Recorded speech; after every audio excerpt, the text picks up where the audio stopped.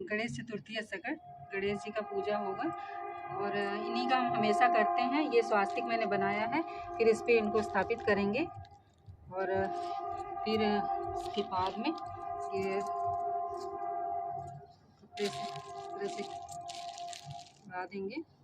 जीवन के भौतिक सुखों की प्राप्ति होगी, चारों तरफ से मनुष्य सुख समृद्धि बढ़ेगी, पुत्र पौत्र धन अवसर की कमी नहीं रहेगी। दूसरी कथा बात है, राजा हरिश्चंद्र के राज्य में एक कुम्हार था। वह मिट्टी के बर्तन बनाता था, लेकिन वे कच्चे रह जाते थे। एक पुजारी की सलाह पर उसने इस समस्या को दूर करने के लिए एक छोटे बालक को मिट्टी के बर्तनों के साथ आंवों में डाल दिया। उस दिन संकटी चतुर्थी का दिन था। उस बच्चे की माँ अपने बेटे के लिए परेशान थी। उसने गणेश जी से बेटे की कुशलता की प्रार्थना की। दूसरे दिन जब कुम्हार ने सुबह उठकर देखा तो आंवों में उसके बर्तन तो पक गए थे, लेकिन बच्चे का बाल बांका भी नहीं हुआ। वह डर गया और राजा के दरबार में जाकर सारी घटना बताई। इसके बाद राजा ने उस बच्चे और उसकी माँ को बुलवाया तो माँ ने सभी तरह के विघ्न को दूर करने वाली संकष्टी चतुर्थी का वर्णन किया। इस घटना के बाद से महिलाएं संतान और परिवार के सौभाग्य के लिए संकट चौथ का व्रत करने लगी। इससे पता एक समय की बात है, विष्णु भगवान का विवाह लक्ष्मी जी के साथ निश्चित हो गया। विवाह की तैयारी होने लगी। सभी देवताओं को निमंत्रण भेजे गए, परंतु गणेश जी को निमंत्रण नहीं दिया। कारण जो भी रहा हो, अब भगवान विष्णु की बारात जाने का समय आ गया। सभी देवता अपनी पत्नियों के साथ विवाह समारोह में आए। इन सबने देखा गणेश जी कहीं दिखाई नहीं दे रहे थे। तब वे आपस में चर्चा करने लगे, क्या गणेश जी को न्योता नहीं गया या स्वयं गणेश जी ही नहीं आए। सभी को इस बात पर आश्चर्य होने लगा। सभी ने विचार कर किया कि विष्णु भगवान से ही इसका कारण पूछा जाए। विष्णु भगवान से पूछने पर उन्होंने कहा कि हमने गणेश जी के पिता भोलेनाथ महादेव को न्योता भेजा है। यदि गणेश जी अपने पिता के साथ आना चाहते हैं तो अलग से न्योता देने की कोई आवश्यकता भी नहीं थी। दूसरी बात यह है कि उनको 1.25 मन मूँग, 1.25 मन चावल, 1.25 मन घी और 100 मन लड्डू का भोजन दिन भर में चाहिए। यदि गणेश जी नहीं आएंगे तो कोई बात नहीं, दूसरे के घर जाकर इतना सारा खाना पीना अच्छा भी नहीं लगता। इतनी वार्ता कर ही रहे थे, किसी एक ने सुझाव दिया, यदि गणेश जी भी आ जाएं तो उनको द्वारपाल बनाकर बैठा दें कि आप घर की याद रखना। तो आप तो चूहे पर बैठकर धीरे धीरे चलोगे तो बारात के बहुत पीछे रह जाओगे। यह सुझाव भी सबको पसंद आया, तो विष्णु भगवान ने अपनी सहमत दे दी। होना क्या था, इतने में गणेश जी वहाँ आ पहुँचे और उन्हें समझा बुझाकर घर की रखवाली करने बैठा दिया। बारात चल दी, तब नारद जी ने देखा गणेश जी तो दरवाजे पर ही बैठे हैं। वे गणेश जी के पास गए और अपने कारण पूछा। गणेश जी कहने लगे, विष्णु भगवान ने मेरा बहुत अपमान किया है। नारद जी ने कहा, आप अपनी मूषक सेना को आगे भेज दें तो वह रास्ता खोद देगी, जिससे उनके वाहन धरती में धंस जाएंगे, तब आपको सम्मानपूर्वक बुलाना पड़ेगा। अब तो गणेश जी ने अपने मूषक सेना जल्दी से आगे भेज दी और सेना ने जमीन पोली कर दी। जब बारात वहां से निकली तो रथों के पहिए धरती में धंस गए। लाख कोशिश करें परंतु पहिए नहीं निकले। सभी ने अपने अपने उपाय किए, परंतु पहिए तो नहीं निकले, बल्कि जगह जगह से टूट गए। किसी की समझ में नहीं आ रहा था क्या किया जाए। तब तो नारद जी ने कहा, अब आप लोगों ने गणेश जी का अपमान करके अच्छा नहीं किया। यदि उन्हें मना कर लाया जाए तो आपका कार्य सिद्ध हो सकता है और यह संकट टल सकता है। शंकर भगवान ने अपने दूत नंदी को भेजा और वे गणेश जी को लेकर आए। गणेश जी का आदर सम्मान के साथ पूजन किया, तब कहीं रथ के पहिए निकले। अब रथ के पहिए निकल तो गए, परंतु वे फूट गए, तो उन्हें सुधारे कौन। पास के खेत में खाती काम कर रहा था, उसे बुलाया गया। खाती अपना कार्य करने के पहले श्री गणेशाय नमः कहकर गणेश जी के वंदना मन ही मन कर देना। देखते ही देखते खाती ने सभी पहियों को ठीक कर दिया। तब खाती करने लगा, हे देवताओं, अपने सर्वप्रथम गणेश जी को नहीं मनाया होगा और न ही उनकी पूजन की होगी, इसीलिए तो आपके साथ यह संकट आया। हम तो मूर्ख अज्ञानी है, फिर भी पहले गणेश जी की पूजते हैं, उनको ध्यान करते हैं। आप लोग तो देवतागण हैं, फिर भी आप गणेश जी को कैसे भूल गए। अब आप लोग भगवान श्री गणेश जी की जय बोलकर जाएं तो आपके सब काम बन जाएंगे और कोई संकट भी नहीं आएगा। ऐसा कहते हुए बारात वहाँ से चल दी। तब विष्णु भगवान का लक्ष्मी जी के साथ विवाह संपन्न करा के सभी सकुशल घर लौट आए। हे गणेश जी महाराज, अपने विष्णु को जैसे कारज साजियो, ऐसे कारज सबको सिद्ध करिए। बोलो गजानन भगवान की जय।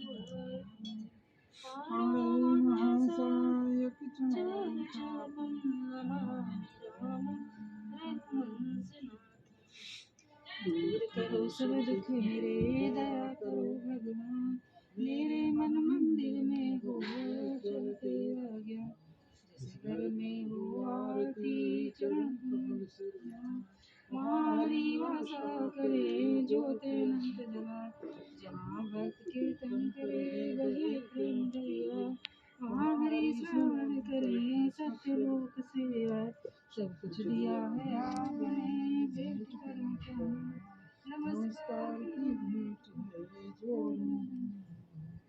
धन इतना दीजिए जाने कुटुंब समाज, मैं भी भूखा ना रहूं मेरा साधु न भूखा जाए, धर्म की जय हो धर्म का नाश, प्राणियों में सद्भावना हो विश्व का कल्याण, हर महादेव हो सनातन धर्म की।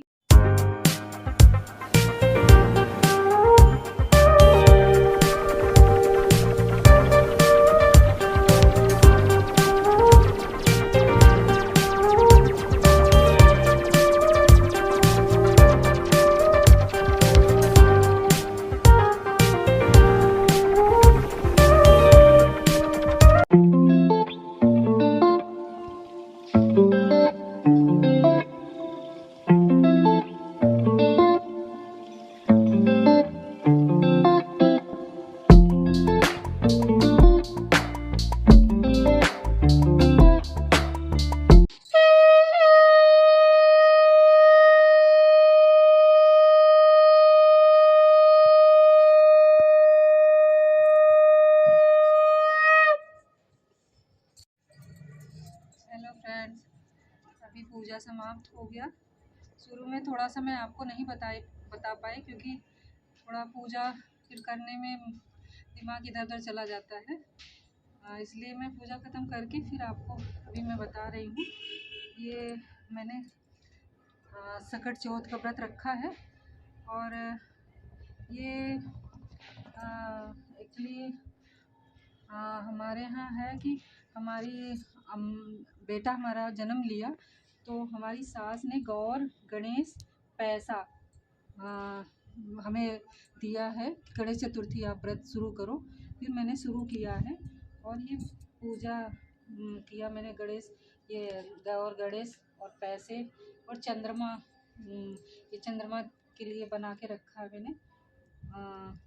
और गणेश अकेले गणेश जी का नहीं रखते, इसलिए लक्ष्मी जी का भी साथ में मैंने पूजा किया है, गौर गणेश दोनों का। तो उनके लिए श्रृंगार का सामान और कपड़े फूल पैसे चढ़ाया मैंने। और लड्डू का इस माघ में तिल और गुड़ का लड्डू चढ़ाते हैं और कहीं कहीं पहाड़ बना के काटते हैं, भेड़ बना के काटते हैं, लेकिन हमारे यहाँ ऐसा कुछ नहीं है। हमारे यहाँ बस ऐसे लड्डू चढ़ाते हैं और ये कच्चा तिल गुड़ चढ़ाते हैं इस तरह से करके, और ये तिल के गुड़ और भादों में जो करते हैं उसमें चने की दाल लड्डू चढ़ाते हैं। और बाकी दिया बत्ती और चार चार फल, चार गन्ने का नया आइटम जो भी होता है वो चढ़ाते हैं, जैसे नया गुड़ हुआ, नया तिल हुआ, तिल गरम होता है तो इसलिए इसी में चढ़ा के तभी ठंडियों में खाते हैं। वो इसका कुछ भी लॉजिक होता होगा, भगवान जो पूर्वजों ने बनाया है तो अच्छा ही बनाया होगा। तो ये है पूजा, अभी पूजा मैं समाप्त करती हूँ और भगवान गणेश जी का और चंद्रमा का सभी के ऊपर कृपा बनी रहे और सभी के बच्चे हरे भरे रहें और सबका कल्याण होता रहे।